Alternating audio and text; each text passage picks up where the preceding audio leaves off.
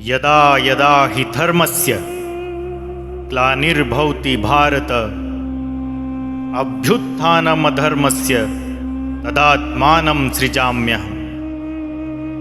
परित्राणाय साधूनां विनाशाय च दुष्कृतां धर्म संस्थापनार्थाय संभवामि युगे युगे।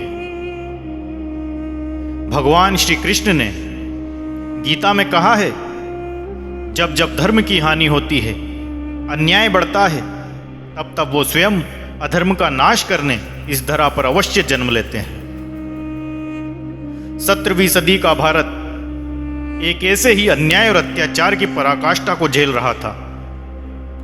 मुगल बादशाह औरंगजेब ने संपूर्ण भारत पर अपने जुल्मों का कहर बरपा रखा था और दक्षिण भारत भी आदिलशाही बर्बरता को सह रहा था। इस अत्याचार की अंधेरी रात को चीरते हुए जन्म लेता है मां भारती का वीर सपूत, जिसे स्वयं परमेश्वर सदाशिव का अवतार कहें तो कोई अतिशयोक्ति नहीं होगी। वह महान विभूति थे छत्रपति शिवाजी महाराज। शिवाजी महाराज का जन्म शके 1551 फाल्गुन वदी तृतीया या अंग्रेजी महीनों में कहें तो 19 फरवरी 1630 ईस्वी को संध्या बेला में शिवनेरी दुर्ग में हुआ।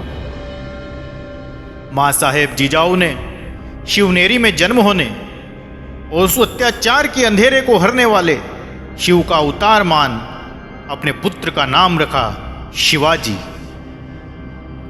शिवाजी महाराज के महान व्यक्तित्व को निर्मित करने में उनकी मां साहेब जीजाबाई का अत्यंत महत्वपूर्ण योगदान था। एक महान माता ने एक महान पुत्र को जन्म दिया, जिसने आगे जाकर संपूर्ण इतिहास को बदल कर रख दिया। परंतु शिवाजी महाराज के लिए यह सब इतना आसान भी नहीं था। उस समय की परिस्थितियां इतनी प्रतिकूल थी कि किसी की स्वराज्य के बारे में सोचना हंसी उड़ाने वाली बात मानी जाती थी। सभी हिंदू राजा और जमींदार मुगलों और आदिल शाह की चाकरी में लगे थे। शिवाजी महाराज के पिता शाहजी राजे भी आदिल शाही दरबार में सेवा दे रहे थे। परंतु जो स्वराज्य की चिंगारी शाहजी महाराज के मन में दबी हुई थी, उस चिंगारी ने आग का रूप लेकर शिवाजी राजे के हृदय में धधकना प्रारंभ कर दिया था। शिवाजी महाराज उस समय पुणे की जमींदारी को संभाल रहे थे। आदिल शाह किसी भी जागीरदार को किले की सुरक्षा बनाने की अनुमति नहीं देता था।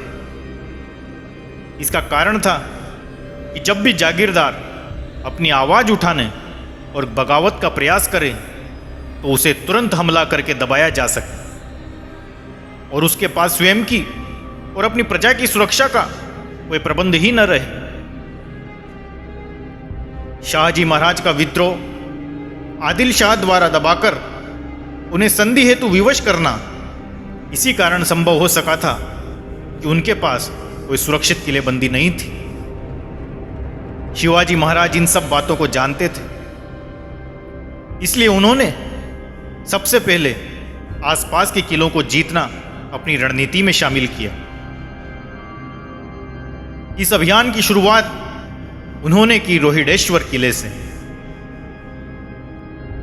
अपने विश्वास पात्र साथी तानाजी मालुसरे, येसाजी पंत और बाजी प्रभु, इन सब की सहायता और आपसी सहयोग से शिवाजी एक ऐसी शक्ति अनुभव कर रहे थे जो उनके लिए स्वराज्य के सपने को अवश्य पूर्ण कर देती। शिवाजी महाराज ने अपनी कूटनीति से रोहिडेश्वर किले को आसानी से हासिल कर दिया। अगली बारी थी किले तोड़ना की। यहां पर शिवाजी महाराज ने इतना सटीक धावा बोला कि किलेदार कुछ समझ पाता उससे पूर्व ही किला महाराज के कब्जे में था। परंतु आगे की राह इतनी आसान न थी। धन की कमी शिवाजी महाराज को महसूस होने लगी। पर स्वराज्य का जो स्वप्न अपने पुत्र शिवबा की आंखों में जीजा माता ने देखा था। उसके लिए उन्होंने अपने गहने देकर कहा, स्वराज्य ही मेरा गहना है, इन्हें बेच दो और मुझे स्वराज्य ला कर दो। माँ साहेब की इन वचनों को शिरोधार्य कर शिवाजी राजे निकल पड़े हिंदवी स्वराज्य की ओर।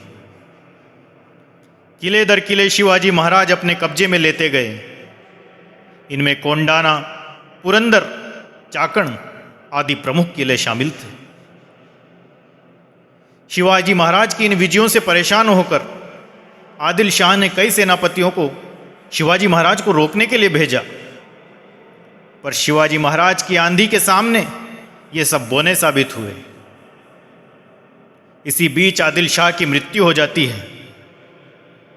उसका अधेड़ उम्र का बेटा सुल्तान बनता है, परंतु राजकाज की असल बागडोर संभालती है आदिल शाह की बेगम उलिया जैनब, जिसे बड़ी बेगम भी कहा जाता था।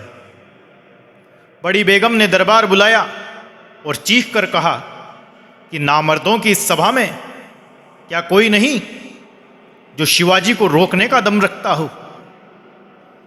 तब एक अत्यंत क्रूर, विकराल, भारी भरकम शरीर वाला सेनापति अफजल खान सामने आया और बड़ी बेगम को शिवाजी महाराज को जिंदा या मुर्दा पकड़ने का वादा करके निकल पड़ा बीजापुर से। साथियों, शिवाजी महाराज के बारे में आज के वीडियो में हमने कुछ जाना। अगले वीडियो में हम जानेंगे कैसे शिवाजी महाराज ने अफजल खान का अंत किया। अफजल खान अत्यंत क्रूर था।